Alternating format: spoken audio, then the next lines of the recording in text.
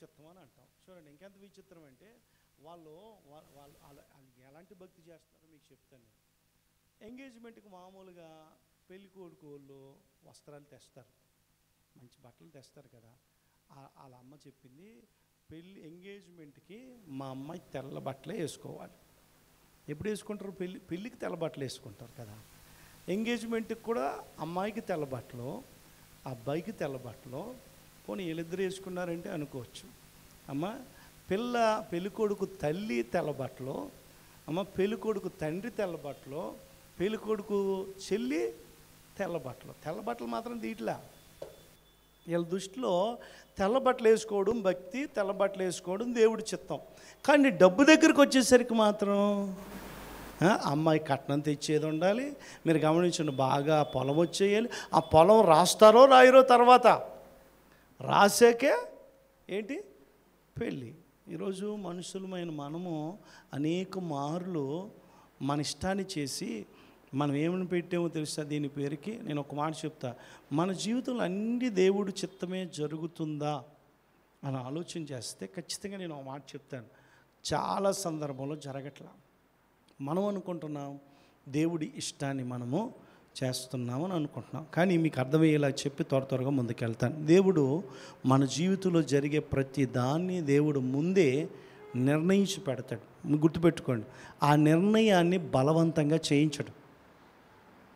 నేను అన్న మాట మీకు అర్థమైందో లేదో నా వైపు చూడండి. దేవుడు నువ్వు ఇది చెయ్యాలని దేవుడు నీకు ముందే నిర్ణయించి పెడతాడు. అది నువ్వు చేస్తే దేవుడు చిత్తం చేసినట్టు, లేకపోతే చెప్పాలి, ఇది లేకపోతే చేయలేనట్టు. మన ఇష్టం ఉంటుంది. దేవుడు ఎప్పుడు బలవంతంగా, గుర్తుపెట్టుకోండి, దేవుడు ఎప్పుడు బలవంతంగా భక్తి చేయించడు.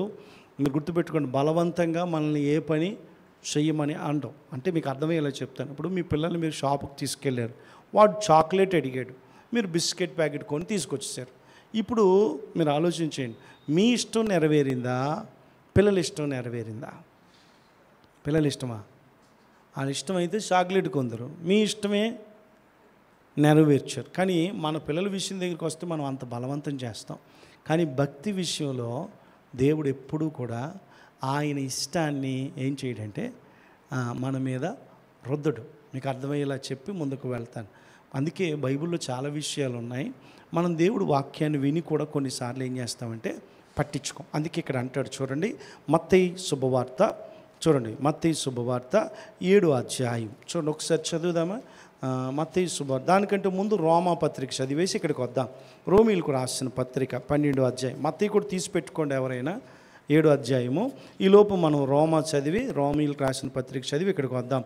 12వ అధ్యాయం మొదటి వచనం నుంచి, కాబట్టి సహోదరులారా, నేను చదువుతాను చూడండి. కాబట్టి సహోదరులారా, పరిశుద్ధమును దేవునికి అనుకూలమునైన సజీవ యాగముగా మీ శరీరములను ఆయనకు సమర్పించుడని దేవుని వాత్సల్యమును బట్టి మిమ్మును బతిమాలుకొనుచున్నాను. ఇట్టి సేవ మీకు యుక్తమైనది. మీరు లోక మర్యాదను అనుసరింపక ఉత్తమమును అనుకూలమును సంపూర్ణమై ఉన్న దేవుని చిత్తం ఏదో పరీక్షించి తెలుసుకొనున్నట్లు మీ హృదయము, మీ మనస్సు మారి నూతన మగుట వలన రూపాంతరం పొందండి. ఇక్కడ మనం భక్తి చేస్తున్నాం. పౌలు రోమీలతో చెప్తున్నాడు. నా వైపు చూడాలి అందరూ. మీకు అర్థమై, మనం చాలాసార్లు ఈ మాట చదివాం కానీ కొన్నిసార్లు మనం అర్థం చేసుకోలేదు ఈ మాట. మీకు అర్థమయ్యేలా నేను చెప్తాను చూడండి. మనము అనేక సార్లు మనం వాక్యాన్ని చదువుతూ ఉంటాం. దాంట్లో ఉన్న విషయాన్ని ఏం చేయమంటే గమనించాం. ఈ రోమీలకు రాసిన పత్రిక 12వ అధ్యాయంలో దేవుడు చెప్తున్నాడు, మన శరీరాన్ని, మన అవయవాలను దేవుడికి ఏం చేయాలంటే మనము సజీవ యాగముగా అప్పగించుకోవాలి. నా వైపు చూడండి, ఏం చేయాలి? సజీవ యాగముగా అప్పగించుకోవాలి. అంటే ఇప్పుడు ఉదాహరణకు చెప్తున్నాను, మన శరీర విషయంలో కూడా దేవుడి చిత్తం నెరవేరాలి. దాని ఉద్దేశం ఏంటంటే మన శరీర విషయంలో కూడా దేవుడి చిత్తం నెరవేరాలి. ఇప్పుడు మీకు అందరికీ చెప్తాను, అర్థమయ్యేలా చెప్తాను. ఇప్పుడు మన శరీరానికి 2 కళ్ళు, ఏమంటే నోరు, చెవులు, చేతులు, కాళ్ళు ఉన్నాయా లేవా? చెప్పాలి, అలా చూస్తున్నారు. మీకేమన్నా 4 ఉన్నాయా? 4 కాళ్ళు ఉన్నాయా? 4 చేతులు ఉన్నాయా? మరి అడుగుతున్నప్పుడు చెప్పాలి కదా. ఉన్నాయి కదా. ఒకసారి 2 చేతులు పైకి ఎత్తాలి, చెప్పండి. అందరు బాగున్నారమ్మా? టిఫిన్ చేశారా? చేసి వచ్చారా? అక్కడ చేసామండి పాస్టర్ గారు. ఎక్కడ పెట్టారు మీరు? మేమేం టిఫిన్ పెట్టమమ్మా, అడిగానని మళ్ళీ మీరు టిఫిన్ కావాలంటే భోజనం చేసి వెళ్ళండి. కానీ టిఫిన్ అయితే పైకి వచ్చేటప్పుడు ఎవరికి పెట్టి గుర్తుపెట్టుకోండి, దేవుడి సన్నిధిలో అలాంటిది ఏమి లేదు. కావాలంటే భోజనం చేసి వెళ్ళండి, కావాలంటే మా ఇంటికి వచ్చి. నేనేం వద్దని అనను. పాస్టర్ గారు ఏమీ పెట్టను.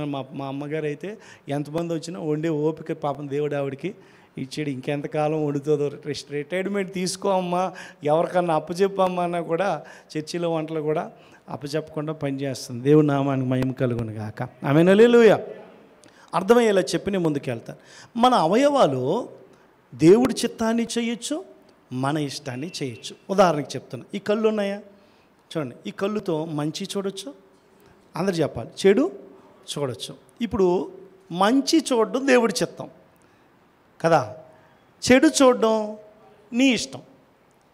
మనం వినే మాటలు మంచి వినొచ్చు, చెడు వినొచ్చు. మన నోరు మంచిగా మాట్లాడచ్చు, చెప్పాలి, నోరు తెరవండి, చెడుగా మాట్లాడు. మన చేతులు మంచి పనులు చేయొచ్చు, చెడు పనులు చేయొచ్చు. కాళ్ళు కూడా బైబిల్లో రాసి ఉంటుంది, వారు హత్య చేయుటకు పరిగెడుతున్నారని ఉంది బైబిల్. అంటే వారి కాళ్ళు పరిగెడుతున్నాయి, చెడు పనులు చేయడానికి పరిగెడుతున్నాయి. ఇక్కడ ఏమంటున్నాడంటే మీ అవయవాన్ని, మీ శరీరాన్ని ఈ అన్నిటినీ మనము ఏం చేయాలంటే దేవునికి సజీవ యాగముగా సమర్పించుకోవాలి. ఇలాంటి సేవ చేయాలి, ఇలాంటి భక్తి చేయాలి, ఇలాంటి ఆరాధన చేయాలి దేవుడికి. అర్థమవుతుందమ్మా?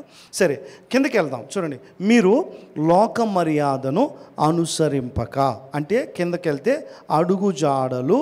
చూడండి కిందకి చదవండమ్మా. పైన ఒకటి ఉంది కదా, ఒకటా రెండు అని ఉంది. రెండు ఈ యుగ మర్యాద అన్నమాట. అంటే లోకములో ఉన్న మర్యాద. ఆలోచించండి. ఇప్పుడు మనం మంచి కోరుకుంటాం కదా, చెడు ఎవరైనా కోరుకుంటామా? మిమ్మల్నే. మనం ఎవరైనా చెడు కోరుకుంటాం, మంచి కోరుకుంటాం. ఇప్పుడు మీరు అందరూ యోసేపులాగా దీవించబడుదురుగాక అని నేను అన్నాను అనుకోండి. అంటారా? దేవుడు బానిసగా వెళ్ళిన పాస్టర్ గారు చెప్పేస్తాం ఆమెను అంటామంట. నా వైపు చూడండి. సాధారణంగా మనం అందరూ యోసేపులాగా సింహాసనం ఎక్కాలి. బానిసలుగా వచ్చిన ఆయన సింహాసనం ఎక్కాడు అనగానే మీరు అందరూ ఆమెనని అంటారు, ఖచ్చితంగా అంటారు. యోసేపులాగా దీవించబడుదురుగాక అనే ఆశ అందరికీ ఉంటుంది.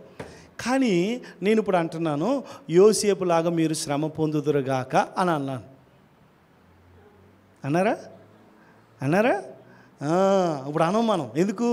యోసేపు 13 సంవత్సరాలు శ్రమ అనుభవించాడు. ఆయన జీవితంలో శ్రమ అనుభవిస్తూ ఉంటే, మీరు గుర్తుపెట్టుకోండి, శ్రమ అనుభవిస్తూ ఉంటే అది కూడా దేవుడి చిత్తం అని అనుకున్నాడు ఆయన. నేను ఎందుకు మాట అంటున్నానంటే, మన జీవితాన్ని దేవుడికి అప్పగించుకోవడం గొప్ప భాగ్యం. మనం పాట పాడతాం కదా, ఎన్ని అడిగినా ఏది చెప్పాలి, ఎన్ని తలచినా ఏది అడిగినా జరిగేది అంటే అలా ఆ పాటలో నిజం చెప్పాలి, నిజం లేదు. నిజంగా మనం దేవుడి చిత్తాన్ని జరుగుతుందా మన జీవితంలో? ఏమంటే యవనస్తులు ఉన్నారు, ఎవరినో ప్రేమించి ఎవరినో పెళ్లి చేసుకుని, ఏమంటే అమ్మాయి పెళ్లి చేసుకుని వాడు బాగా తండ్రి బయటికి గెంటేసాడు. ప్రభా నా జీవితం ఎందుకు ఇలా చేసేసావు అని అంటే, నీ ఇష్టం జరిగిందా దేవుడి ఇష్టం జరిగిందా? మా బైబిల్ కాలేజీకి ఒకడు వచ్చాడు అనమాట. నిజంగా విచిత్రమైన వాళ్ళు వస్తాం బైబిల్ కాలేజీకి. నిజంగా తాగేటోళ్ళు, సిగరెట్ల అలవాట్లు ఉన్న వాళ్ళు కూడా వచ్చేస్తారు బైబిల్ కాలేజ్. తర్వాత అక్కడికి వచ్చి మారు మనసు పొంది రక్షణ తీసుకున్న వాళ్ళు కూడా ఉన్నారనమాట మా బైబిల్ కాలేజీలో. అయితే ఒకళ్ళు వచ్చి ఉపవాస ప్రార్థనలు ప్రతి నెల 3 రోజులు ఉపవాసాలు. మనకులాగా గిజ్జిగలు ఏమి, ఒక గ్లాసు ఇస్తే ఒక గ్లాసే, ఒక గ్లాసు మజ్జిగ కానీ నిమ్మరసం కానీ ఇచ్చేవారు, అంతే. రోజుకి ఒక గ్లాసే. అలా ఉండేది మాది. పచ్చి ఉపవాసం 3 రోజులు కూడా. సోమవారం భోజనాలు పెట్టేవారు, లేకపోతే ఒక్కొక్కసారి ఆదివారం మధ్యాహ్నం పెట్టేవారు అన్నమాట మాకు. అయితే ఒకడు 3 రోజులు కట్టికోపాసం ఉన్నాడు. ఆడు మజ్జిగ తాగలేదు, నిమ్మరసం కూడా. సార్ అడిగాడు, ఎవరు ఎంత కఠినంగా ఎవరు ఉపవాసం లేరురా, నువ్వు ఎందుకు ఉపవాసం ఉన్నావంటే, ఈడంటాడు, నేను ఉపవాసం ఉండి ప్రార్థన చేసేది ఒక అమ్మాయిని నేను ప్రేమించాను, మా ఇంట్లో ఒప్పుకోవాలి,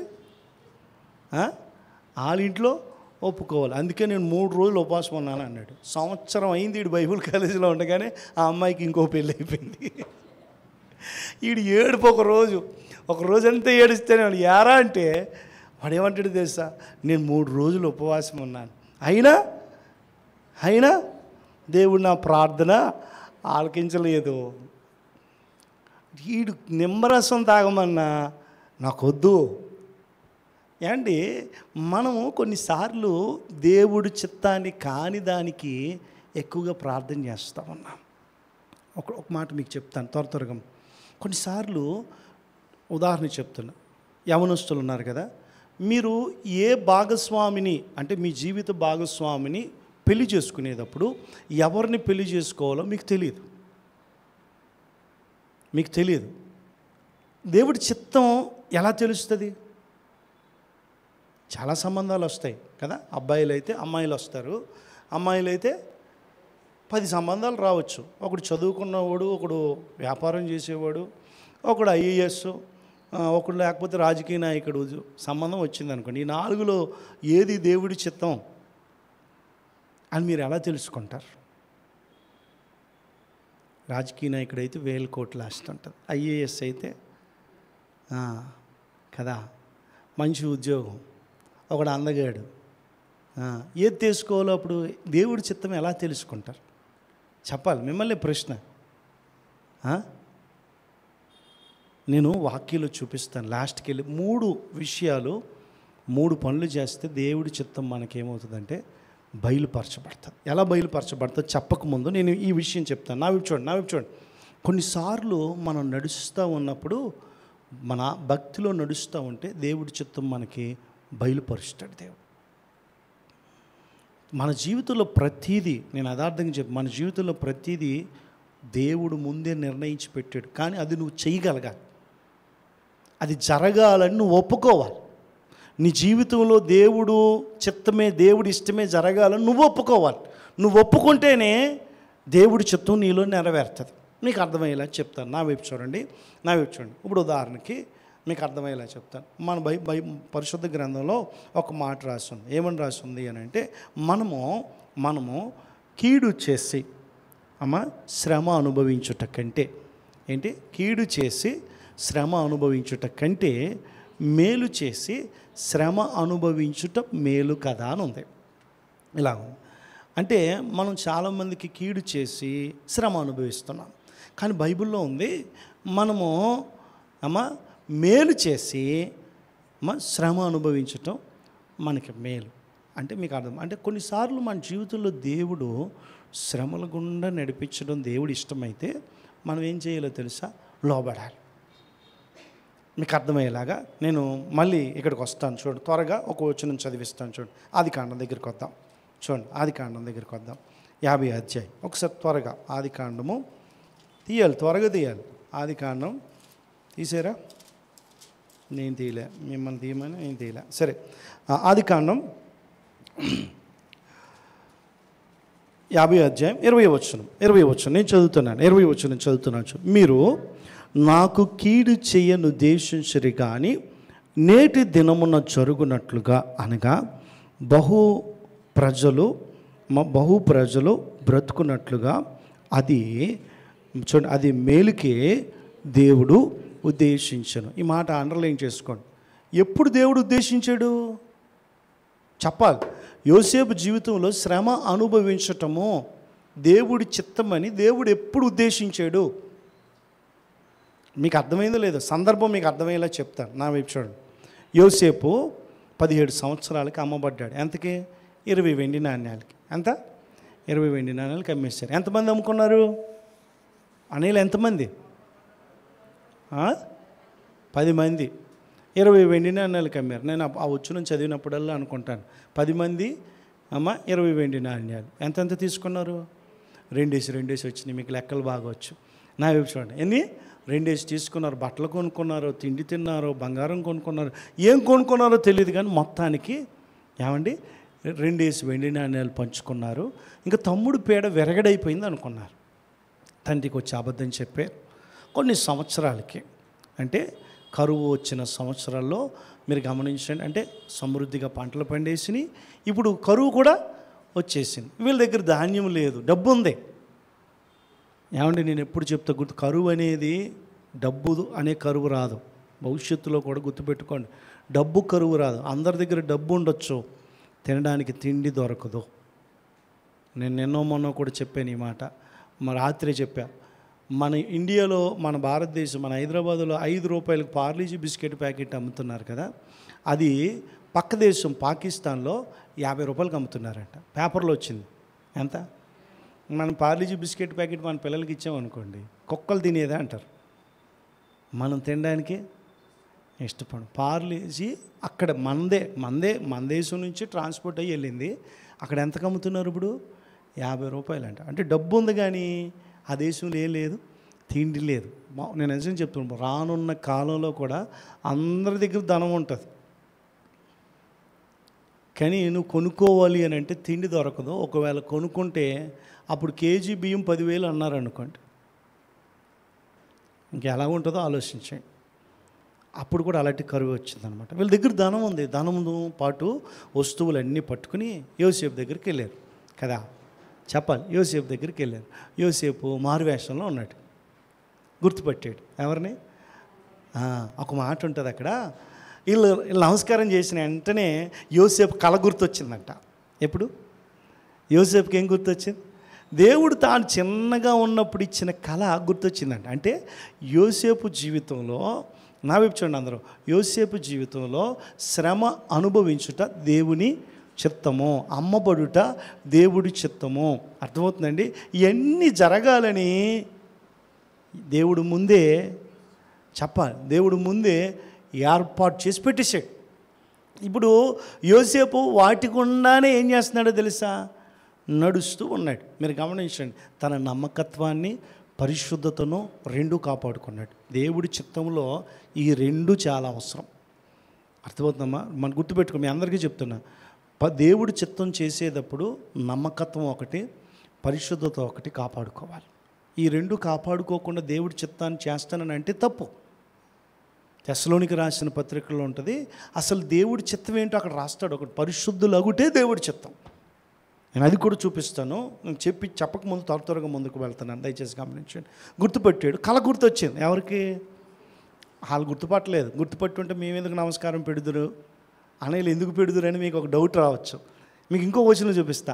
తమ్ముడు అని తెలిసే కూడా దండం పెట్టారు వాళ్ళు. అది దేవుడి చిత్తం. తెలుసా? మనకి అనిపిస్తుంది అన్నీళ్ళు గుర్తుపట్టలేదు కాబట్టి నమస్కారం పెట్టారు, కళ నెరవేరింది, దర్శనం నెరవేరింది. కానీ లేకపోతే దేవుడు, గుర్తుపెట్టుకోండి, నీ జీవితంలో దేవుడి దర్శనము, దేవుడి చిత్తం నెరవేరడానికి అది అవతలోళ్ళకి తెలిసిన వాళ్ళు కాదనలేక నెరవేర్చే పరిస్థితి వస్తుంది. సరే, తర్వాత యోసేపు చెప్పుకున్నాడు, యాకోబు అన్నయ్యలు అందరూ కలిసి 70 మంది ఎక్కడికి వచ్చేసారు? ఐగుప్తుకు వచ్చారు. ఐగుప్తులో ఒక సంవత్సరం 2 సంవత్సరాలు ఉన్నాక యాకోబు, చెప్పాలి, యాకోబు చచ్చిపోయాడు. ఇప్పుడు అన్నయ్యలకి ఏం పట్టుకుంది? భయం వేసి తమ్ముడి దగ్గరకు ఒక కబురు పెట్టారు. తమ్ముడు, నాన్న బతుకున్నప్పుడు నీతోటి ఈ మాట చెప్పమన్నాడు, మళ్ళీ క్షమాపణ అడగమన్నాడు నిన్ను అని చెప్పి ఈ 10 మంది వచ్చి నీ దాసులమైన మా అపరాధములను క్షమించు అని అన్నాడు.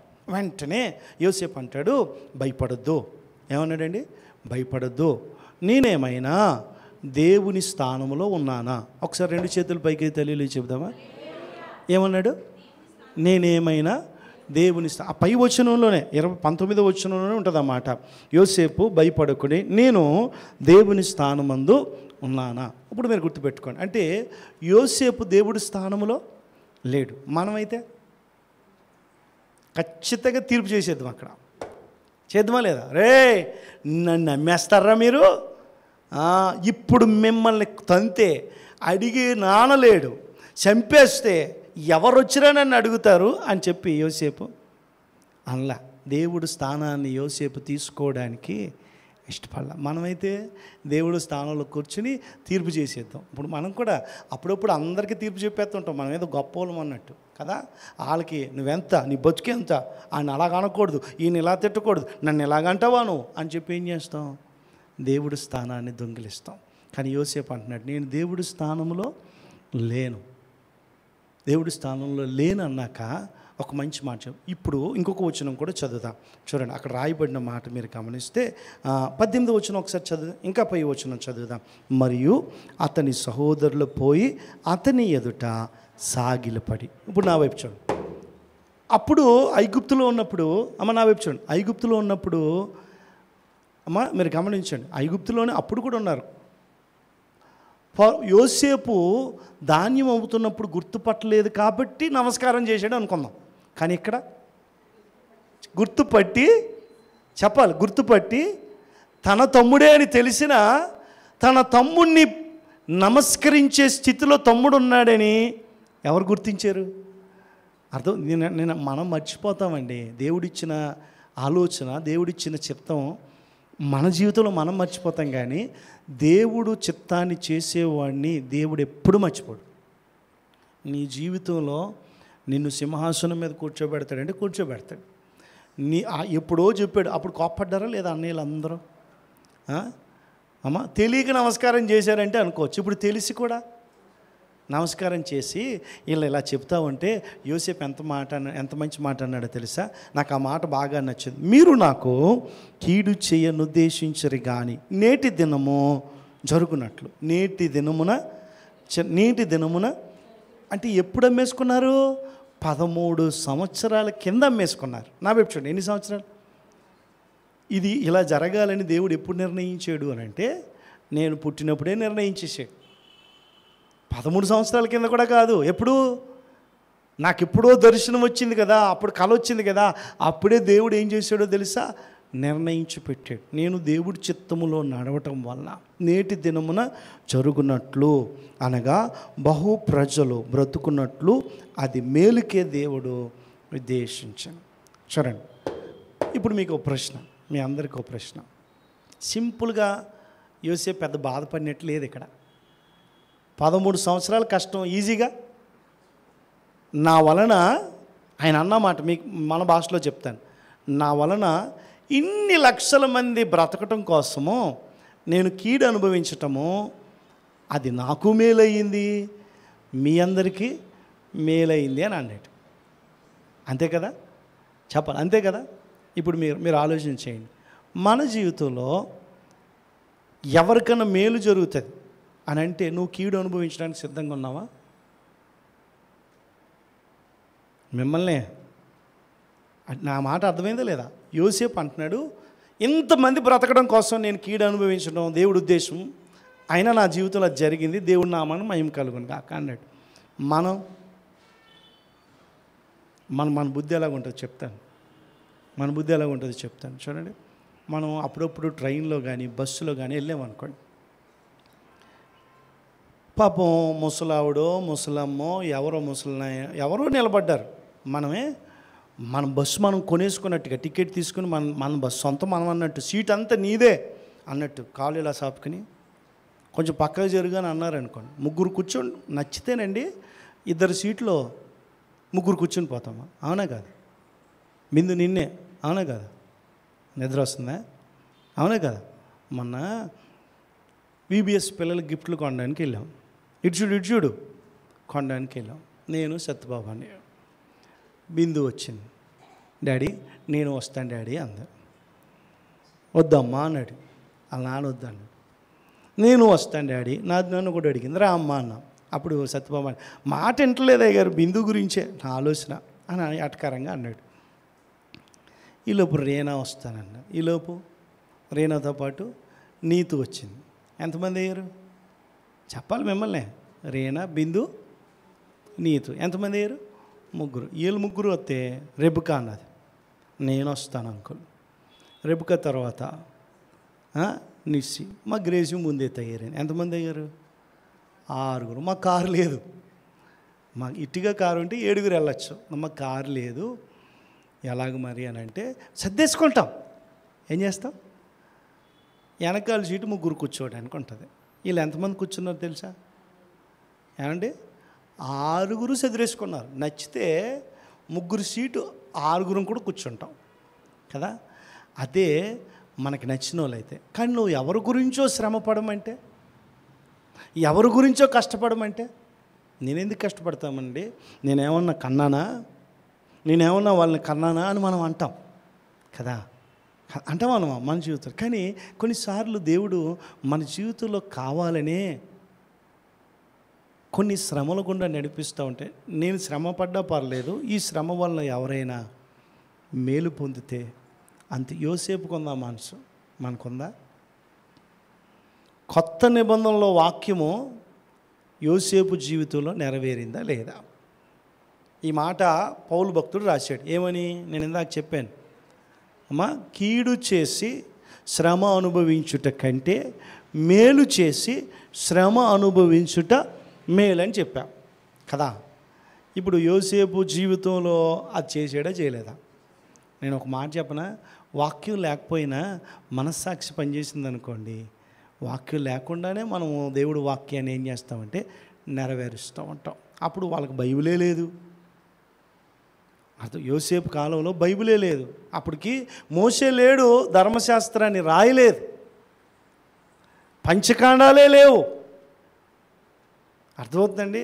పాత నిబంధనే లేదు. ఇంక పాత నిబంధనే లేనప్పుడు కొత్త నిబంధన ఎక్కడిదే? మనం కొత్త నిబంధన దగ్గరికి వచ్చాం.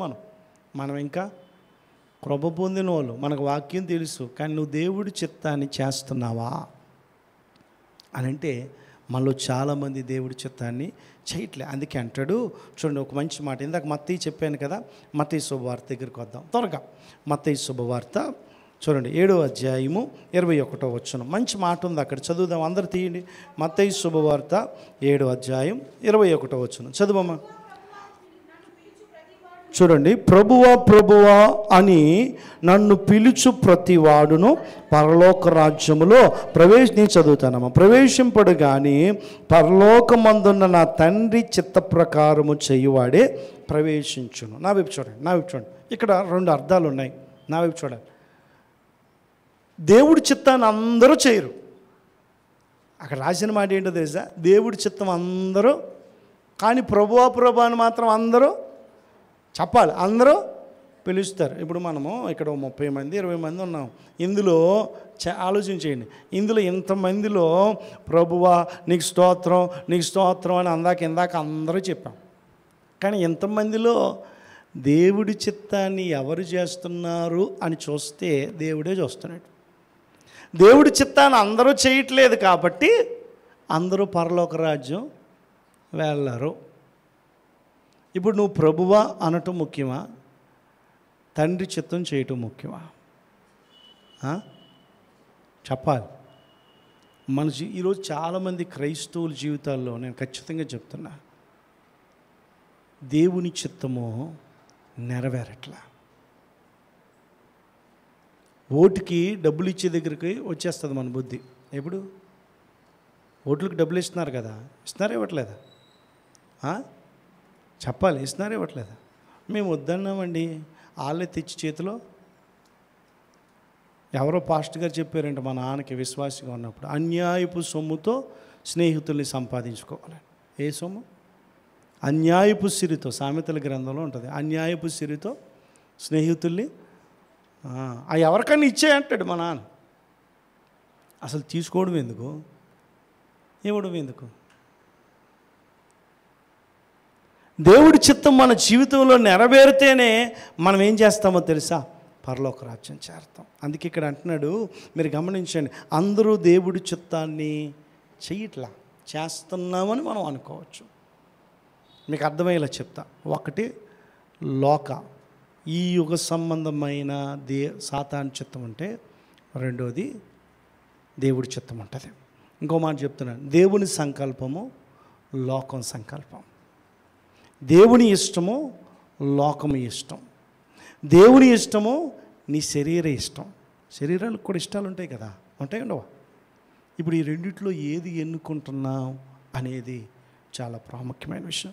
సరే, నేను త్వరగా కొన్ని విషయాలు చెప్పి ముందుకు వెళ్ళిపోతాను, దయచేసి గమనించండి. ఒక మాట మనం చదువుదాం. చూడండి, ఒక మాట చదువుదామా? యోహాను సువార్త 6వ అధ్యాయం 3 విషయాలు చెప్పి నేను దేవుడి చిత్తం ఎలాగా మన పట్ల దేవుడి చిత్తం ఏమై ఉందో నేను చెప్తాను. చూడండి, 3 విషయాలు. అసలు దేవుడు మనం పట్ల ఏ చిత్తం కలిగి ఉన్నాడో మీకు చెప్తాను. 6వ అధ్యాయము 40వ వచనం చదువుదామా? 6వ అధ్యాయం 40వ వచనం చదవండి దయచేసి. నేను చదువుతాను. చూడండి, యోహాను సువార్త 6వ అధ్యాయము 40వ వచనం నేను చదువుతున్నాను. కుమారుని చూచి ఆయన యందు విశ్వాసముంచు ప్రతివాడును నిత్య జీవము పొందుటయే నా తండ్రి చిత్తము, అంత్యదినమున నేను వానిని లేపుదును. దేవుని నామానికి మహిమ కలుగును గాక. ఆమేన్. హల్లెలూయా. అందరూ చెప్తాం హల్లెలూయా. దేవుడి చిత్తం ఏంటో నేను మీకు చెప్పాక దేవుడి చిత్తాన్ని మనం ఎలా తెలుసుకుంటామో చెప్తాను. ఇప్పుడు దేవుడి 3 చిత్తాలు, మన పట్ల దేవుడికి ఉన్న ఆలోచనలు 3 చెప్తున్నా, దేవుడి ఇష్టాలు చెప్తున్నా. మన జీవితంలో ఈ నెరవేరాలని ఎవరు కోరుకుంటున్నారు? దేవుడు కోరుకుంటున్నాడు. నా వైపు చూడండి. అందులో మొదటిది, నీవు నిత్య జీవం పొందాలి. ఏం పొందాలి? అందరు చెప్పాలి. ఏం పొందాలి? చెప్పాలి, నోరు తెరండి. చిన్నపాలు పక్కన పెట్టు. ఏం పొందాలి? నిత్య జీవం పొందాలి. నిత్య జీవం పొందాలంటే ఏం చేయాలి? మిమ్మల్ని ప్రశ్న. ఆయన చిత్తం ఆల్రెడీ దేవుడి చిత్తమే అది. చెప్పాలి. అక్కడున్న మాట చెప్పండి. పోనీ ఎవరైనా చెప్తారేమో. ఎవరు చూడాలి? అందరు చెప్పాలి. ఎవరిని చూడాలి? యేసుక్రీస్తు వైపు చూడాలి. నువ్వు నిత్య జీవం పొందాలంటే ఎవరి వైపు చూడాలి? యేసుక్రీస్తు వైపు చూడాలి. యేసుక్రీస్తు వైపు చూస్తే నీకేమర్థమవుతుందో తెలుసా? ఆయన నీ కొరకు చేసిన కార్యాలు కనిపిస్తాయి. ఆయన నీ కొరకు మరణించిన ఆ సిలువ కనిపిస్తుంది. ఆయన నీ కొరకు కార్చిన రక్తం కనిపిస్తుంది. కానీ ఈ రోజుల్లో దేవుణ్ణి చూడలేకపోతున్నారు. ఎందుకో తెలుసా? బైబిల్లో ఉన్న మాటే, రిఫరెన్సులు చెప్పే టైం లేదు అమ్మా. ఈ లోక సంబంధమైన దేవత వారి కన్నులకు గుడ్డితనము కలగజేశాను. ఒక్క మాట చెప్తా. అందుకే మన మనోనేత్రాలు, రోమాపత్రికలు ఉంటుంది, వెలిగించబడాలి. ఏంటి? మనోనేత్రాలు లోపల ఉన్నాయి. మనసుకు నేత్రాలు ఉన్నాయి. దేనికి? మనసుకు నేత్రాలు ఉన్నాయి, హృదయానికి నేత్రాలు ఉన్నాయి, ఆత్మకు నేత్రం ఉంది. అర్థమైందని అన్న మాటలు అర్థం కాలేదా? చూడండి, మనోనేత్రాలు ఈ కనపడవు, ఈ కళ్ళు కనిపిస్తాయి, కానీ మనోనేత్రాలు ఎవరికి కనపడవు. యేసన్న గారు చెప్పారు మనోనేత్రాలు. అది వినండి కావాలితే యూట్యూబ్లో, మంచి వాక్యం. మీరు గుర్తుపెట్టుకోండి. దేవుడు బిడ్డలారా, మన మనోనేత్రాలు వెలిగించబడితే ఏది చూడాలో ఏది చూడకూడదో నీకు తెలుస్తుంది. అర్థమవుతుందమ్మా? మనకు ఆత్మనేత్రాలు ఉన్నాయనుకోండి, మనకి మన దృష్టి అంతా దేవుడి మీద ఉంటుంది. లేకపోతే మనం ఎవరిని చూస్తున్నాం? ఈ లోకంగా మనం ఎవరిని చూస్తున్నాం తెలుసా? పక్కనున్నోడు బట్టలు చూస్తున్నాం, పక్కింటోడు ఇల్లు చూస్తాం. మా ఇల్లు చాలా చిన్నది, ఆడిల్లు చాలా పెద్దది, ఆడి మెడలో గొలుసు అంతలా ఉంది, అసలు నాకు ఒక తులం బంగారం కూడా మా ఇంట్లో లేదు. అలా ఆవిడ చాలా తెల్లగా ఉంటుంది. నిన్ను ఎవడు చూడమన్నాడు? అసలు నీ దృష్టి ఎవరి మీద ఉండాలి? మామూలుగా ఏది చూస్తున్నావు? ఒక క్రైస్తవుడిగా, క్రైస్తవురాలుగా నువ్వు ఏది చూడాలి, నువ్వు ఏది చూడకూడదు నీకు తెలుస్తుందా? అలా ఆయన చుట్టూ వెనకాల ఉంగరాలు తిరిగిపోతుంది. నిన్ను ఎవడు చూడమన్నాడు? మా ఆయనకి తలంతా ఊడిపోయిందండి. ఊడిపోతుంది, మరి ఊడిపోని ఏముంది? నువ్వు ఎవరిని చూడాలి? ఎవరిల్లు చూడాలి? ఎవరి వస్త్రాలు చూడాలి? అర్థమవుతుంది అన్న మాటలో. ఈరోజు మన మనోనేత్రాలు వెలిగింపబడలేదు కాబట్టి రోడ్డు మీద వెళ్తున్న బండి వంకే చూస్తున్నాం, పక్కోడు కారు వంకే చూస్తున్నాం, పక్కోడు బట్టల వంకే చూస్తున్నాం. ఆడు జోబులో నుంచి డబ్బు 500 కాగితాలు అలా తీసిన వెంటనే నా దగ్గర ఉంటే ఎంత, ఇప్పుడు కాయిన్ ఎక్కడో పడిపోయింది అనుకోండి, నేను అప్పుడప్పుడు చూస్తాను బ్యాంకులో కానీ, బస్ స్టాండ్లో కానీ, బస్సులో కానీ కాయిన్ 5 రూపాయల కాయిన్ అలా పడ్డది అనుకోండి, వీళ్ళది ఎవరిదే కాకపోయినా అని చూసేస్తారు. ఎందుకు? మన మనసు డబ్బు మీద ఉంది. మన మనసు డబ్బు మీద ఉందండి. నేను నిజం చెప్తున్నా. నీ నేత్రాలు దేవుడి మీద ఉంటే ఎవరి మీద? చెప్ప, నీ నేత్రాలు ఎవరి మీద ఉండాలి? అందుకే బైబిల్లో ఉంటుంది, మీరు గమనించండి. ఎబ్రిల్ రాసిన పత్రిక 12వ అధ్యాయం 2వ వచనంలో ఉంటుంది. చూడండి, మీరు గమనించండి. పై వచనం చదివితే ఇంత గొప్ప సాక్షి, 1వ వచనంలో, ఇంత గొప్ప సాక్షి సమూహము మనము ఎదుట ఉంచబడినందున మనము కూడా, అక్కడ 2వ వచనం ఉంటుంది, మనము కూడా సులువుగా చిక్కును పెట్టు పాపములను విడిచిపెట్టి, చూడండి, విశ్వాసమునకు కర్తయు దాని కొనసాగించువాడైన యేసు వైపు చూచుచు మన ఎదుట ఉంచబడిన పరుగు పందెంలో ఓపికగా పరిగెడదాం. ఎవరి వైపు చూడాలి? నువ్వు శ్రమల వైపు చూడకో, కష్టాల వైపు చూడకో, ఇబ్బందుల వైపు చూడకో. ఎవరి వైపు చూడాలి? చెప్పాలి.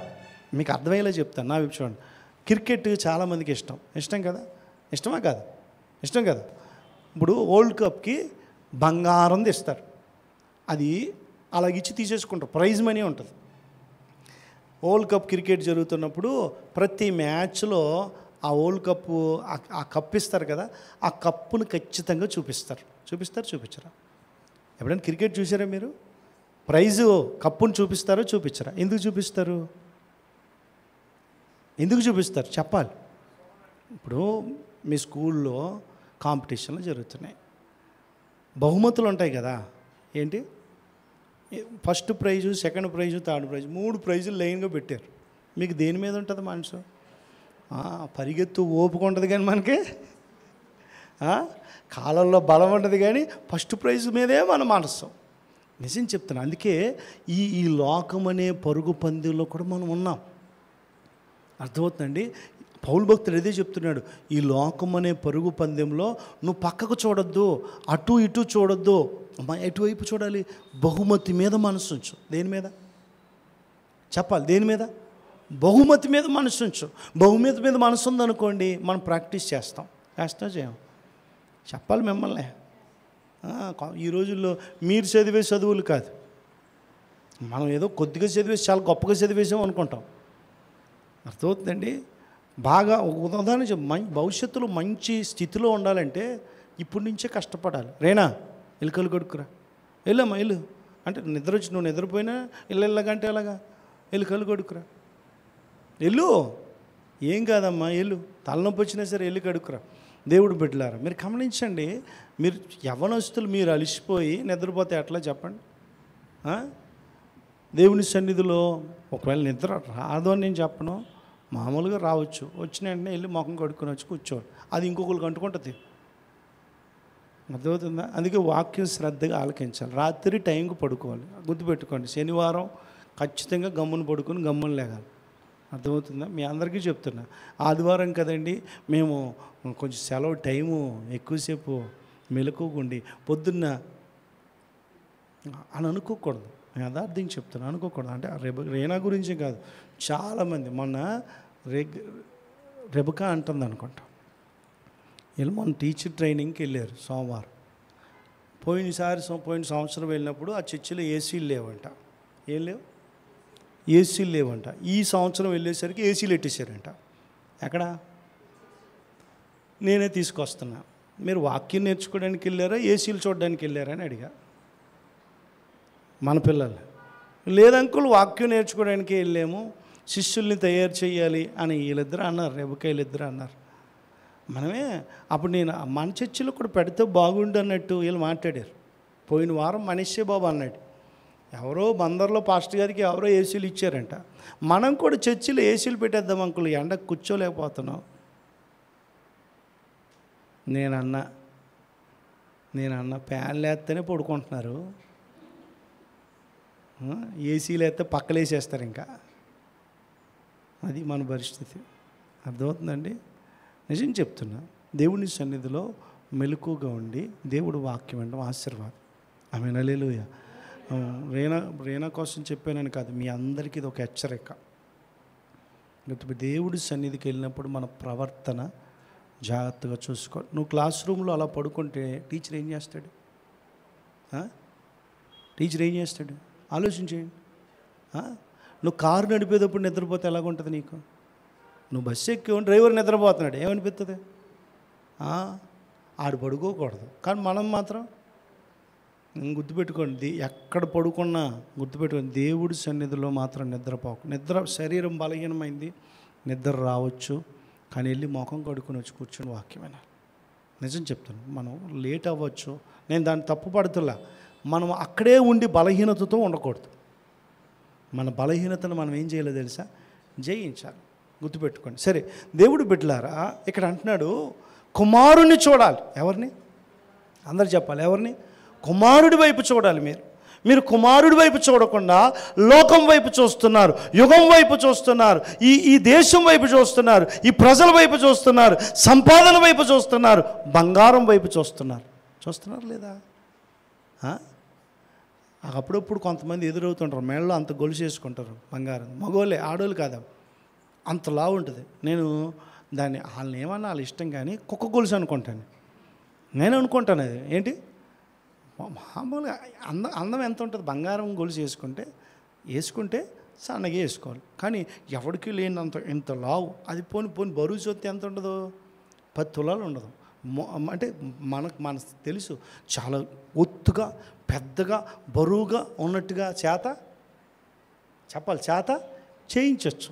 ఆడంబరాలకు వెళ్ళి కొంతమంది అలా చేయించుకునేవారు. ఆడు కానీ వచ్చాడు అనుకోండి, ఆడు గొలుసు ఎంత ఉంటుంది అంటారా? మన దృష్టి ఎవరి మీద ఉంది? గొలుసు మీద ఉంది. దేవుడు ఉంటే నాకు బంగారు కొండల కంటే ఎవరున్నారు? నా యేసయ్య ఉన్నాడు. నా యేసయ్య గొప్ప బహుమతి, నా యేసయ్య గొప్ప నాకు ఆశీర్వాదం అని అనుకోలేకపోతున్నావు అంటే నువ్వు ఎవరి వైపు చూడట్లా? చెప్పాలి, ఎవరి వైపు చూడట్లా? యేసుక్రీస్తు వైపు నువ్వు చూడట్లా. యేసుక్రీస్తు వైపు చూస్తే నీకు క్షమాపణ దొరుకుతుంది. ఏం దొరుకుతుంది? చెప్పాలి, ఏం దొరుకుతుంది? క్షమాపణ దొరుకుతుంది. నేను చదివిస్తాను చూడండి. 1 యోహాను పత్రిక 1వ అధ్యాయము 7వ వచనం చూడండి. 1 యోహాను పత్రిక 1వ అధ్యాయము 7వ వచనం చదవాలి, త్వరగా చదవాలి. ఆయన వెలుగులో ఉన్న ప్రకారము చూడండి, మనమును వెలుగులో నడిచిన ఎడల చూడండి, చదవమ్మా. మనం అన్యోన్య సహవాసము కలవారమై ఉందుము, అప్పుడు ఆయన కుమారుడైన యేసుక్రీస్తు రక్తము ప్రతి పాపము నుండి మనలను పవిత్రులుగా చేయుము. గుర్తుపెట్టుకోండి, మన కళ్ళు వెలిగించబడ్డాయి, చీకట్లో లేం. నేను ఇందాక చెప్పా, నువ్వు దేవుడి వైపు చూడలేకపోతున్నావంటే నీ మనోనేత్రాలు మూయబడ్డాయి. అదే నీ మనోనేత్రాలు వెలిగించబడి ఇప్పుడు ఎవరిని చూస్తున్నావు? సంపద వైపు లేదు, లోకాస్తుల వైపు లేదు, లోక సుఖాల వైపు లేదు. ఈరోజు నేను నిజంగా చెప్తున్నా, లోక సుఖాల వైపు మనుషులు మనం పరిగెడుతున్నాం. అవునా కదా? అమ్మ సచివే, నువ్వు చూసావా? రాజేశ్వరి గారు చనిపోయినప్పుడు మొన్న మంగళవారం ఆవిడ చనిపోతే చూసావు కదా, మనం స్నానం చేపించి చీర చుట్టి ఆవిడని మోసుకుని 3rd ఫ్లోర్కి తీసుకెళ్ళారు కదమ్మా. ఎందుకు తీసుకెళ్ళారని అడిగావా నువ్వు అడగలా, నేను అడిగా. నేను అక్కడికి వచ్చి ఎందుకు మళ్ళీ పైకి తీసుకెళ్తున్నారు, ఆ శవాన్ని ఎందుకు తీసుకెళ్తున్నారని అడిగితే ఆ పక్కనున్న ఆయన చెప్తున్నాడు, ఆఖరిసారి ఇంట్లో పడుకుంటుందంట. ఎక్కడ? ఆఖరిసారి ఇంట్లో మంచం మీద పడుకోబెట్టి కొడుకులకి ఆఖరిసారి మా అమ్మ నిద్రపోయినట్టుగా కనపడాలి, వంట రూమ్లోకి తీసుకెళ్తారంట. ఎందుకు? వంటగది చూసుకుంటుందంట, చచ్చిపోయిన సమయం చూసుకుంటుంది. హాల్లో కూర్చోబెడతారంట, సోఫాలో. 10 నిమిషాలు పైన అయిపోయింది కదమ్మా, పైకి వెళ్ళి ఆ తర్వాత కిందకి పంతులు గారు తీసుకురమ్మంటే తీసుకొచ్చారు. నేను ఇవన్నీ చూసి నాకు అనిపించింది, ఏమండి, మనం కొన్న ఇల్లు మనకు కాదు, ఆవిడ పడుకున్న మంచం ఆవిడది కాదు, ప్రాణం ఉంటేనే ఆవిడది, ప్రాణం లేకపోతే చెప్పాలి, ప్రాణం లేకపోతే ఆవిడది కాదు, ఆవిడ బట్టలు ఆవిడ కాదు కదా. అవునా? చెప్పాలి, అవునా? మనకంటూ మనకి ఎప్పుడు తెలుసా? ఈ గొంతులో ప్రాణం ఉంటేనే, ప్రాణం లేకపోతే ఆలోచించండి, ప్రాణం లేకపోతే మనది ఏది కాదు. కానీ మనకున్న ఆలోచనలు తిండి మీద, వస్త్రాల మీద, వస్తువుల మీద ఉన్న ప్రేమ దేవుడి మీద పెంచుకోలేకపోతున్నావు. నువ్వు దేవుడిని సంపాదించుకో, దేవుడి మీద నీ మనసు ఉండాలి, దేవుడి మీద నీ దృష్టి ఉండాలి. ఈ సాతాను ఏం చేస్తున్నాడో తెలుసా? నీ కళ్ళకు చీకటి కలగజేసి, నీ కళ్ళకి ఏం కలగజేసాడు? చీకటి కలగజేసి ఏది మంచో ఏది చెడో, ఏది మేలో ఏది కీడో, ఏది నిత్య జీవాన్ని ఇస్తుందో ఏది నిత్య జీవం ఏమదో, ఏది నీతో ఎప్పుడు కలకాలం ఉంటుంది ఏది నీతో ఎప్పుడు కలకాలం ఉండదో గుర్తించకుండా చేసేసి దానివైపు పరిగెత్తేలాగా చేస్తూ ఉన్నాడేమో. దేవుడు బిడ్డ, నేను అంటున్నా, నీ మనోనేత్ర అక్కడ అందుకే రాస్తున్నాడు, మనం ఆయనతో కూడా చూడండి అంటున్నాడు, అయితే మనము వెలుగులోనున్న ప్రకారము, ఆయన వెలుగులోనున్న ప్రకారము మనము కూడా వెలుగులో నడిచిన ఎడల. ఎందులో నడవాలి? చెప్పాలి, ఎందులో నడవాలి? అందరు చెప్పాలి, ఎందులో నడవాలి? గుర్తుపెట్టుకోండి, మన నడత ఇక్కడ అందరం తెల్లబట్టలు వేసుకుని పరిశుద్ధంగా ఉన్నాం కదా.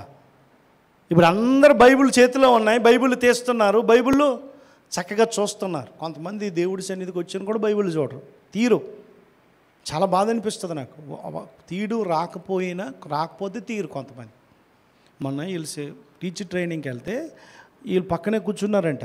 ఒక సండే స్కూల్ టీచర్ వచ్చిందంట, బైబిలే తీయట్లేదంట ఆవిడ, బైబిల్ తీయడు రావట్లేదంట ఆవిడెవరు? బైబిల్ తీయడు రాని ఆవిడ సండే స్కూల్ టీచర్ ఎలాగైందో నాకు అర్థం కాలేదు. నవ్వుతుంది, రెబకా చెప్పి ఆ మాట చెప్పి నవ్వుతుంది. నేను అన్నా, అమ్మ అలా నవ్వద్దు, క్రైస్తవులమైన మనం సిగ్గుపడాలి. ఎందుకు చెప్పాలి? ఎందుకు? బైబిల్ తీయలేని క్రైస్తవుడు అంటూ ఎవరు ఉండకూడదు. ఇప్పుడు నీతు వాళ్ళ నానమ్మ వచ్చింది పోయిన వారం కదా, వెళ్ళిపోయింది, కాకినాడ వెళ్ళిపోయింది. ఆవిడకి బైబిల్ పెద్దగా చదువుకుందా మీ నాన్నమ్మ? చదువుకోలే, 5వ తరగతి చదివిందమ్మా, చదివిందంట. సరే, ఆవిడ బైబిల్ తీస్తుంది. ఆవిడకి రక్షణ నేను, దావీదు పాస్టర్ గారు, ప్రేమానందం గారే ఇచ్చాం.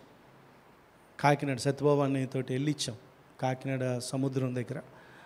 ఆవిడ పెద్ద వయసు, బైబిల్ తీయడానికి పాపం ఆవిడ. నేను మన వారం రెఫరెన్స్ చెప్తా ఉంటే పాస్టర్ గారు పక్కనే కూర్చుందని చెప్తుంది. మా అమ్మ చెప్పింది నాకు. నేను రెఫరెన్స్ చెప్పిన వెంటనే బైబిల్ మొదటి పేజీ దగ్గరికి వచ్చేస్తుందంట. ఏముంటుంది అక్కడ? ఇండెక్స్ ఉంటుంది, సూచిక, విషయ సూచిక ఉంటుంది. ఆ చూసి బైబిల్ తీసి అధ్యాయం తీసి ఆ వచనం చదువుతుందంట. ఏమండి 60 సంవత్సరాల పైనే కదండి, 65 సంవత్సరాల పైనే ఉండే అమ్మ, ఆ తల్లి బైబిల్ తీయాలని ఆసక్తి ఉంది. ఇప్పుడు వచ్చిన పాస్టర్ ఆవిడ బైబిల్ సండే స్కూల్ టీచరు ఫోన్లో చూసి, చదువు లేక కాదు, ఫోన్లో చూసి పాటలు పాడుతుంది, అన్నీ చేస్తుంది. కానీ బైబిల్ దగ్గరికి వస్తే మన క్రైస్తవులకి బైబిల్ అంటే చాలా నిర్లక్ష్యం. మా గ్రేసి అడుగుతుంది నిన్న, డాడీ రేపు యూత్ మీటింగ్ ఉందా అని అడిగింది. ఏ అమ్మా అన్న, క్విజ్ ఉంటే బైబిల్ చదువుతున్నాను, కష్టపడి చదువుతున్నాను డాడీ. దేనికోసం? బైబిల్ అంటే క్విజ్ ఉంటే కష్టపడి చదివేస్తుందంట. అంటే క్విజ్ చదివితే ఏముంటుంది? ప్రైజ్ ఉంటుంది. క్విజ్ లేకపోతే బైబిల్ చదివే పని, అంత కష్టపడి చదివే పని అంటే మనకి ఏదో ఒక బహుమతి ఉండాలన్నట్టుగా ఈ లోక సంబంధంగానే ఆలోచన చేస్తున్నాం. కానీ ఆత్మీయంగా బైబిల్ చదివితే నాకు మేలు, వాక్యాన్ని చదవాలి, వాక్యాన్ని నేర్చుకోవాలి, వాక్యాన్ని గుర్తుపెట్టుకోవాలని ఎంతమందికి మనసు ఉంది? ఎందుకు ఈ మాట అంటున్నానంటే, ఒక మాట మీతో చెప్తున్నాను. దేవుడు వాక్యాన్ని వింటున్న మనం వెలుగులో నడవాలి. ఇందులో మనందరికీ కూడా ప్రైవేట్ లైఫ్ ఉంటుందా ఉండదా? చెప్పాలి. ఇప్పుడు మనం అందరం సమాజంలో, సంఘంలో ఉన్నాం, అందరం పరిశుద్ధంగా కనబడతాం. కానీ నువ్వు ఒంటరిగా ఉన్నప్పుడు, ఎవరూ లేనప్పుడు నీ ఆలోచనలు ఎలాగున్నాయి, నీ మాటలు ఎలాగున్నాయి, నీ ప్రవర్తన ఎలాగుంది, నీ చూపులు ఎలాగున్నాయి, నీ తలంపులు ఎలాగున్నాయి? వెలుగులో నడిచినట్టుగా ఉన్నాయా? మొన్న మా ఇంటికి ఇంటర్నెట్ పోతే బాగు చేయడానికి ఇద్దరు వచ్చారు. ఇద్దరు తాగేసి వచ్చారు. వర్షం పడ్డ రోజు వైర్ తెగిపోయింది అనమాట. రిపేరింగ్ చేయడానికి వచ్చాడు. వాడు ఫుల్గా తాగేసి వస్తే నేను అన్నాను, రాజుగారు వీళ్ళందరూ కూర్చున్నాం, సత్యబాబు అని మేమందరూ కూర్చున్నాం. ఆ రోజు సాయంత్రం, పొద్దున్న చేసి వెళ్ళిపోయారు వాళ్ళు. తాగేసి వచ్చారన్న, రూమ్ అంతా, పిల్లల రూమ్ అంతా వాసనతో నిండిపోయింది అని అన్న వెంటనే రాజుగారు ముఖం అంతా ఇలా చిట్లించినట్టు పెట్టాడు అనమాట. నేనేంటండి, నేను వెంటనే అనేసా, నాకు మా నాన్న చిన్నప్పుడు దేవుణ్ణి నమ్ముకోకముందు మందు తాగేటప్పుడు ముఖం అలాగే ఎట్టేవాడు అనమాట. అదొక రకమైన వికారంగా పెడతారు వాళ్ళు మందు తాగేటప్పుడు. సేమ్ అలా పెట్టాడు. మా నాన్న మేము చిన్నప్పుడు చూసినట్టుగా గుర్తొచ్చిందండి అని అన్న. ఈయన కూడా దేవుణ్ణి నమ్ముకోకముందు మందు తాగాడు. ఈలో ప్రశ్న కామ్లా అడిగినట్టు ఉంది సత్యబాబు అన్నయ్య ఎవరినో, మీరు ఎప్పుడన్నా తాగారండి అని. అలాగ తాగుడు మీదకి టాపిక్కి వెళ్ళిపోయింది అనమాట.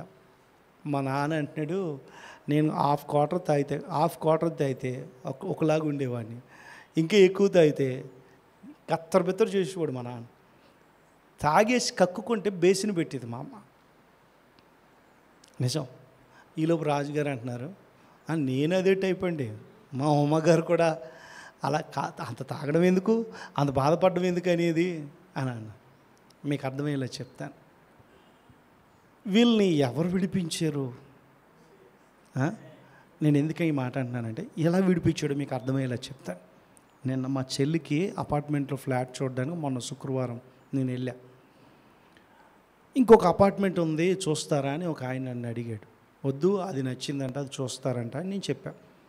ఇదైతే 45 లక్షలకే వచ్చేస్తుందంటండి, చూస్తారా అని అడిగారు. నేనన్నా, ఇది 2 సంవత్సరాలు అయింది అని అంటే, నేను వద్దులేండి అది నచ్చింది అని అంటే, ఇది బాగుందండి అన్నారు. ఏమైంది అని అడిగా. ఎందుకు అమ్మేస్తున్నారు తెలుసా మీకు అని. నాకు తెలదు అని అడిగితే అప్పుడు ఆయన చెప్తున్నాడు, నాతో ఆయన చెప్తున్నాడు అనమాట. అన్నయ్య ఏం లేదు, ఆవిడ అసిస్టెంట్ మేనేజర్ విజయవాడలో పనిచేస్తుందంట. ఎక్కడ?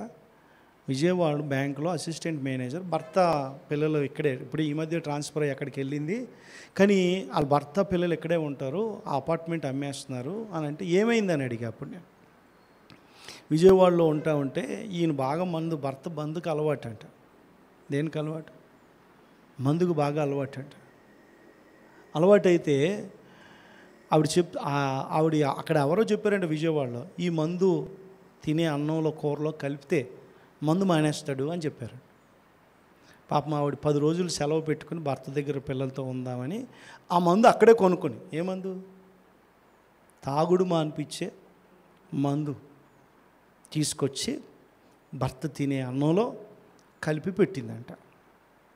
అదేదో మాకు కూడా చెప్పండి, మా మాట వింటలేదు. అలాంటి ఏం మంది అంటారు దాన్ని? ఏదో పేరు అంటారు కదా, పెట్టుడా ఏదో మారేడు మంది ఏదో అంటారు. సర్లే ఏ మంది అయితే ఏమో, మరుగు మందు కరెక్ట్. తెచ్చి అన్నంలో పెట్టిందంట. తిన్న 2 గంటలకే విరోచనాలు, వాంతులు పడలేదంట. అది పడకపోయేసరికి వాంతులు విరోచనాలు అయిపోయినాయంట బాగా. చచ్చిపోతాడు అనుకుని వెంటనే అంబులెన్స్ ఫోన్ చేస్తే అంబులెన్స్ వాళ్ళు వచ్చి తీసుకెళ్ళి ఐసీయూలో జాయిన్ చేశారు. 10 రోజులు ఉన్నాడంటే. ఎక్కడ? ఐసీయూలో. వారం రోజులు ఈవిడి భర్త చచ్చిపోతాడో అనే భయంతో, చచ్చిపోతే మా అత్తగారు మా మామగారు వాళ్ళు నన్ను బతకనివ్వరు అని చెప్పి ఈవిడేం చేసిందో తెలుసా? ఇంటికి వచ్చి ఊరేసుకుని చచ్చిపోయిందంట. లెటర్ రాసి ఊరేసుకుని చచ్చిపోయింది. ఎప్పుడు ఈయన ఇంకా హాస్పిటల్లోనే చచ్చిపోయాడు, ఇంట్లోనే చచ్చిపోయిందండి. ఇప్పుడు ఆ ఇల్లు అమ్మడానికి వచ్చింది. 2 మంచాలు, 2 ఏసీలు, గేజరు, ఫ్రిడ్జు, సోఫా సెట్ అన్నీ అలాగే ఇచ్చేస్తారంట.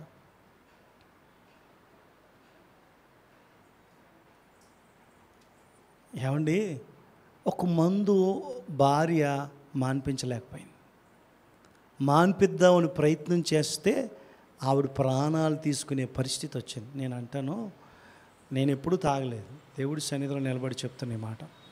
రాజుగారు కానీ, సత్యబాబు అనే కానీ, ఏమంటే మా నాన్న కానీ, ఈరచ్చన్న అని కానీ, వీళ్ళందరినీ తాగుడు ఎవరు మాన్పించారు? దేవుడు వాక్యం విన్నాక వీళ్ళు మానేరు. లేకపోతే వెలుగులోకి మనం వాక్యం వింటామంటే వెలుగులోకి వస్తాం. నేను ఎందుకు ఈ మాట ఒకరిని నడత వాక్యమే సరిచేస్తుంది. అందుకే అంటున్నాడు మనము, అందుకే చూడండి అక్కడ మళ్ళీ చదివిస్తాను చూడండి, మనము ఆయన వెలుగులో ఉన్నట్టుగా, వెలుగులో ఉన్న ప్రకారం మనము కూడా వెలుగులో నడిచిన ఎడల. అప్పుడప్పుడు కొంతమంది నా దగ్గరికి వస్తారు, చర్చికి వెళ్ళి కూడా తాగేవాళ్ళు ఉంటారు. చర్చికి వెళ్ళేవాళ్ళు కూడా వీళ్ళు తాగుడు మానలే. అంటే వీళ్ళు ఎందులో ఉన్నట్టు? చీకట్లోనే నడుస్తున్నారు. మందిరానికి అయితే వస్తున్నారు, బైబిల్ అయితే పట్టుకున్నారు, బాప్తిజం అయితే తీసుకున్నారు, కానీ ఇంకా గుర్తుపెట్టుకోండి, మీరు చీకట్లో నడుస్తున్నారో వెలుగులో నడుస్తున్నారో మీ క్రియల వలన తెలుస్తుంది. దేనివలన? అప్పుడు మీరు వెలుగులో నడిచారనుకోండి, మీరు ఆయన అన్యోన్య సహవాసం, ఎలాగా?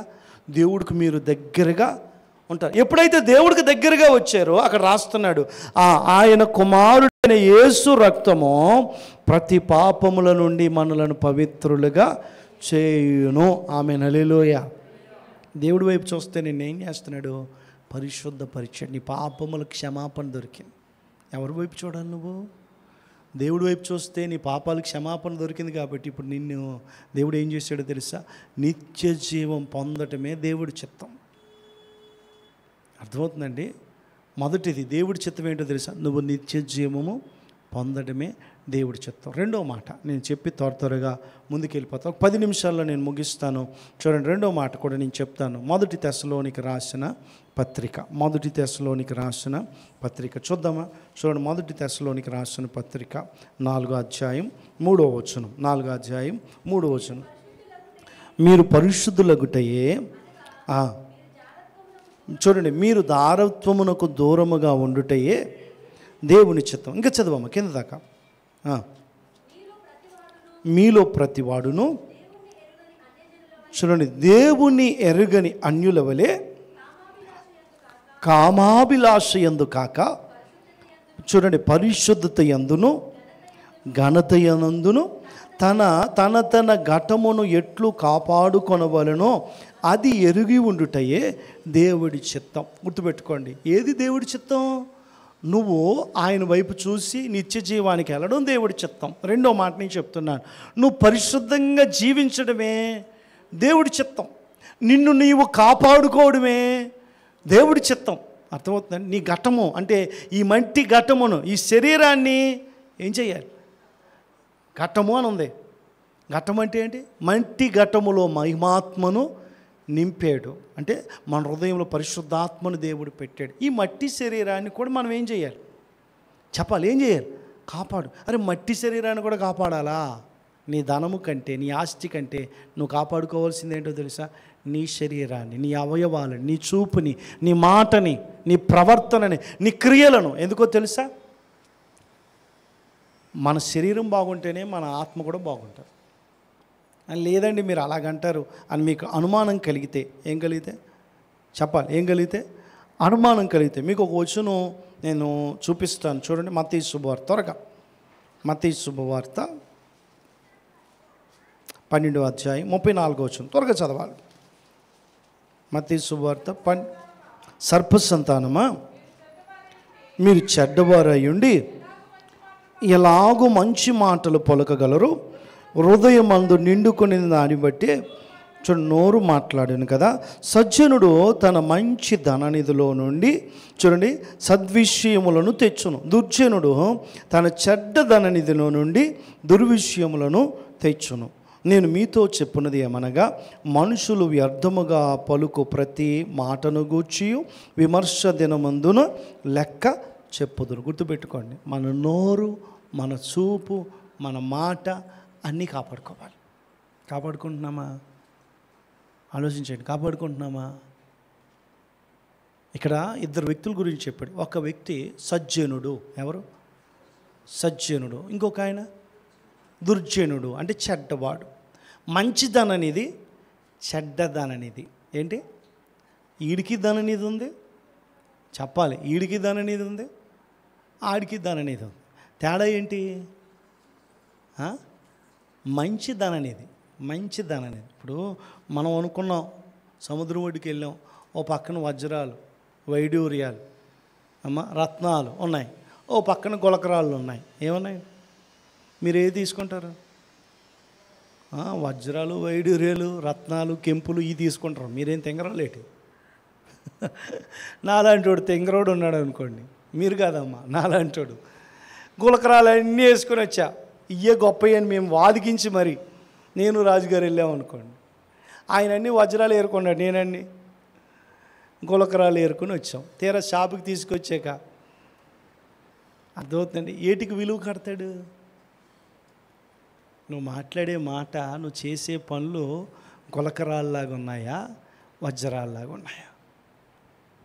గుర్తుపెట్టుకోండి, నీ హృదయం అనే ధననిధి. ఏది? చెప్పాలి. ధననిధి అంటే ఏంటో తెలుసా? హృదయం, శరీరం.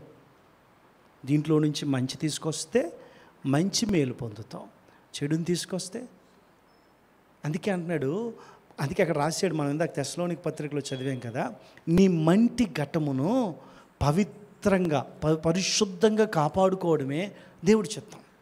భక్తి చేయడం గొప్ప కాదు, ఆదివారం మందిరానికి వెళ్ళడం గొప్ప కాదు, దేవుడికి ఎంతో కొంత కానికి ఇచ్చేయడం గొప్ప కాదు. నేను యథార్థంగా చెప్తున్నా, నువ్వు పరిశుద్ధపరచబడుతూ మీరు అంతకంతకు భక్తిలో ఎదుగుతూ, పరిశుద్ధతలో నుంచి అతి పరిశుద్ధతలోనికి వెళుతూ, దేవుడు ఆత్మవరాలను పొందుతూ, అర్థమవుతుందండి, దేవుడిచ్చే కృపలను మీరు ఉపయోగించుకుంటూ భక్తిలో ఎదగడమే దేవుడి చిత్తం.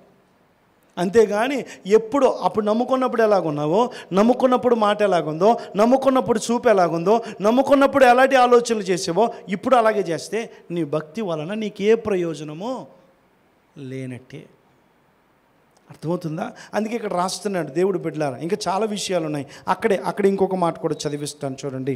మనము పరిశుద్ధులగటమే దేవుడి చిత్తం. ఇంకొక మాట కూడా చివరిగా ఇంకో మాట కూడా చదివిస్తాను చూడండి. అదే తెస్సలోనికి రాసిన పత్రిక 3వ విషయం అన్నమాట. 3వ విషయం 16వ వచనం చదువుదామా? 15 నుంచి చదువుదాం. ఎవడునో కీడునకు ప్రతి కీడైనను ఎవనికైనాను చేయకుండా చూసుకున్నాడు. మీరు ఒకని ఎడల చూడండి, ఒకడును మనుషులందరి ఎడల చూడండి ఎల్లప్పుడూ మేలైనది అనుసరించి నడుచుకొనుడి. ఎల్లప్పుడూ సంతోషముగా ఉండుడి, ఎడతెగక ప్రార్థన చేయడి, ప్రతి విషయమందు కృతజ్ఞతాస్తుతులు చెల్లించుడి. ఇలాగు చేయుట అమ్మ చూడండి యేసుక్రీస్తునందు మీ విషయంలో దేవుని చిత్తం. 3 చెప్తాను అన్నాను. మొదటిది మనం నిత్య జీవం పొందడం దేవుడి చిత్తం. రెండోది పరిశుద్ధపరచడం దేవుడి చిత్తం. 3వ మాట చెప్పి నేను ముగిస్తాను. నా వైపు చూడండి. మనం దేవుడి చిత్తాన్ని ఎలా కనుగొనగలమో కూడా నేను 2-3 రెఫరెన్స్లు చదివించి ముగిచ్చేస్తాను. నా వైపు చూడండి. ఇప్పుడు 3వ మాట చెప్తున్నాను. ఏది దేవుడి చిత్తమో తెలుసా? నువ్వు కీడు చేసి మేలు చేయాలి. ఇతరులకు కూడా ఏం చేస్తూ ఉండాలి? మేలు చేస్తూ ఉండాలి. కీడు చేయొద్దు. ఎవరికి మనం కీడు చేయి. 3 విషయాలు చెప్పాడు అక్కడ పౌలు భక్తుడు. తెస్సలోనిక పత్రిక ముగిస్తూ కిందకు వచ్చేసరికి ఎల్లప్పుడూ సంతోషముగా ఉండాలి. నా వైపు చూడండి, తలపైకి ఎత్తు. మనం ఎప్పుడు ఎలాగుండాలి? దేవుడి చిత్తం అది. చాలామంది సంతోషానికి కారణం ఏంటో తెలుసా? జోబీలో డబ్బులుంటే, బ్యాంకులో డబ్బులుంటే ఏంటి? సంతోషం. కడుపు నిండా అన్నం తింటే సంతోషం. మంచి బిర్యానీ తింటే, మీ ఆయన మీకు సర్ప్రైజ్ ఇస్తే, మా పాస్టమ్ గారు అనుకోకుండా మంచి చీర కొని తెస్తే, ఏ చీర మామూలు సర్ప్రైజులు కాదు మనకి. మొన్న నేను పేపర్లో చదివా, ఒక ఆవిడ మైసూర్ వెళ్ళిందంటే ఎగ్జిబిషన్కి. ఏది? అక్కడ మైసూర్ ప్యాలెస్ ఉంది కదా, ఆ ప్యాలెస్లో మ్యూజియం ఉందంట, చూడడానికి వెళ్ళిందంట. ఒక దగ్గరికి వచ్చేసరికి బంగారు చీర కనిపించిందంట. ఏ చీర చెప్పండి? బంగారంతో నేసిన చీర. ఆవిడ అన్నదంట, ఏమండి నాకు అది బాగా నచ్చిందండి అన్నదంట. మీకు ఏది నచ్చదో? ఏ చీర నచ్చదో? ఏమంటే రోడ్డు మీద వెళ్ళే ఆవిడ చీర కూడా నచ్చేస్తుంది మీకు.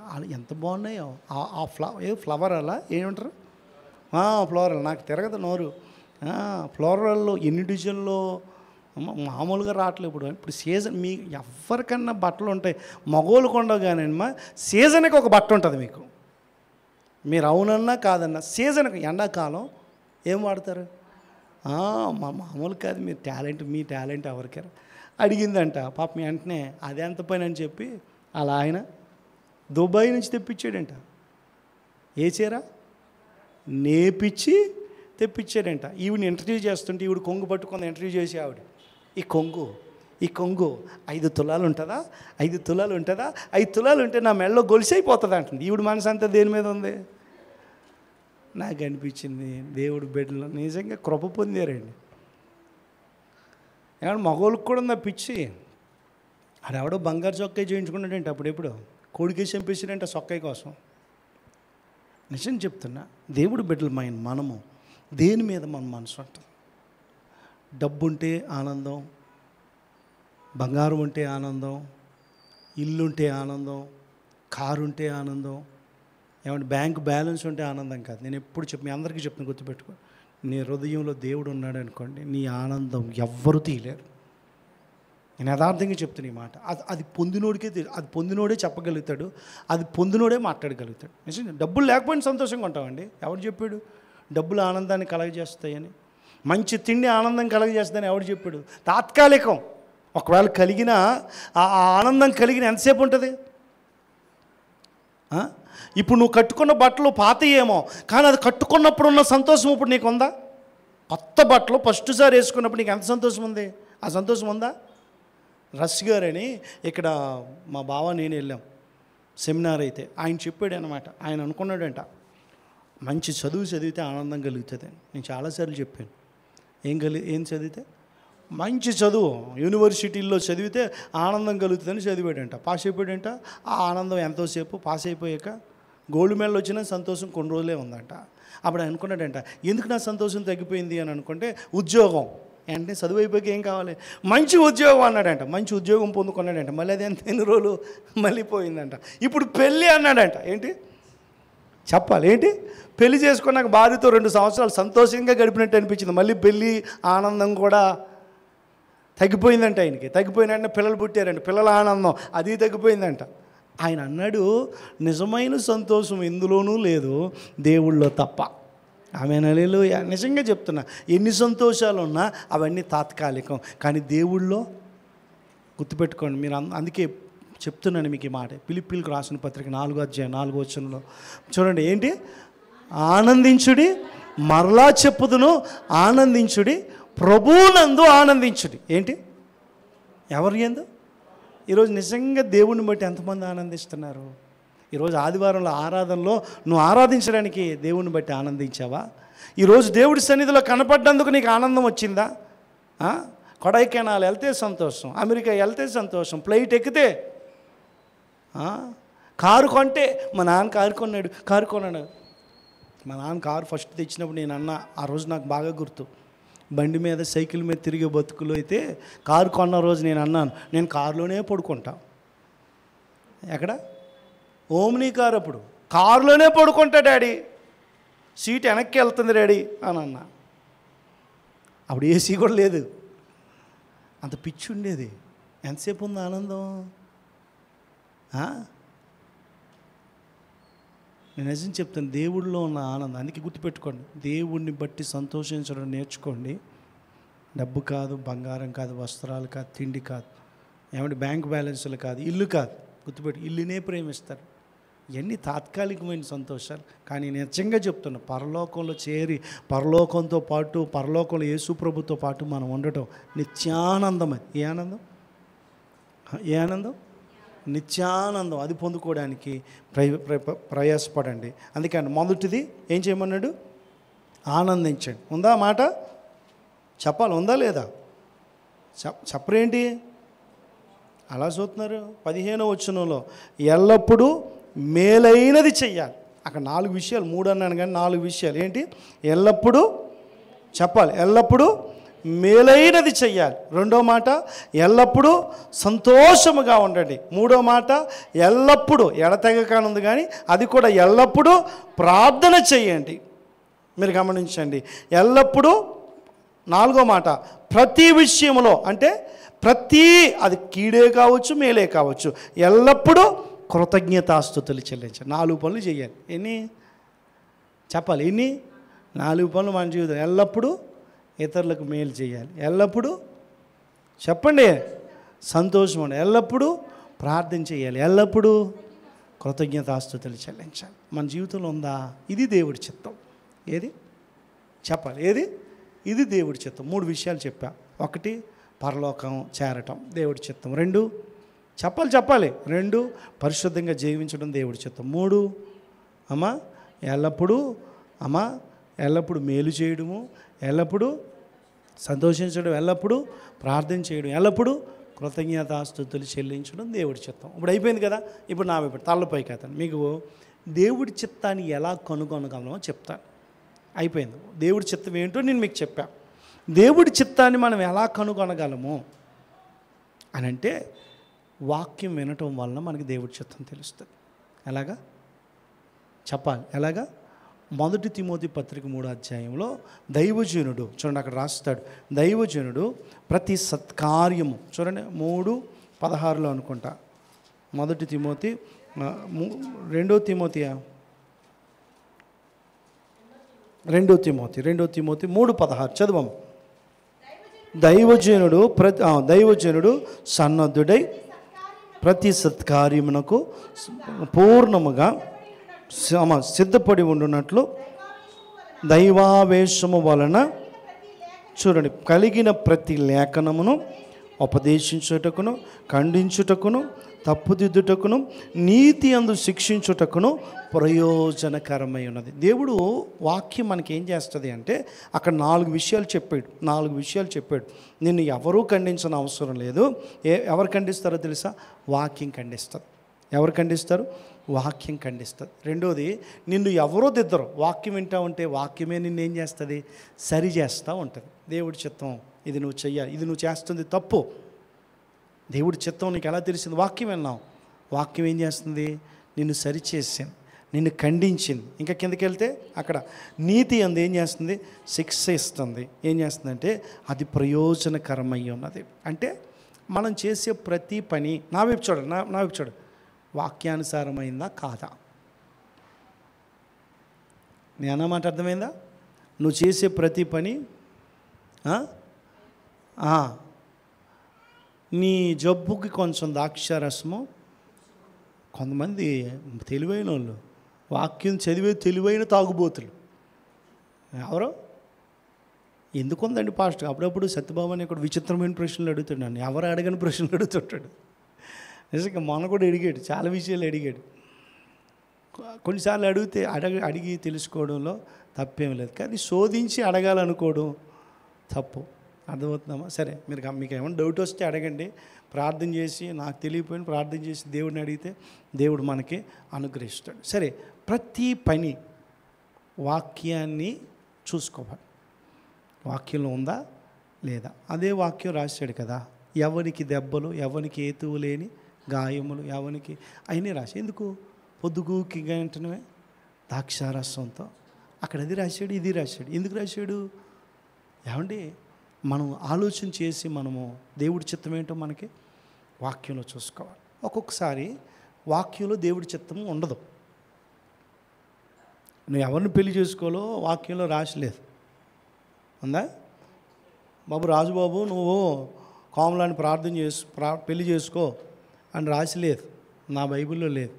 మీ బైబిల్లో పరిమళమ్మకి ఏమండి మూర్తి గారిని చేసుకోమని ఆవిడ బైబిల్లో లేదు. సత్యబాబు అన్నకి దివ్యమ్మని చేసుకోమని ఆవిడ బైబిల్లో లేదు. ఎవరి బైబిల్లోనూ ఉండదు.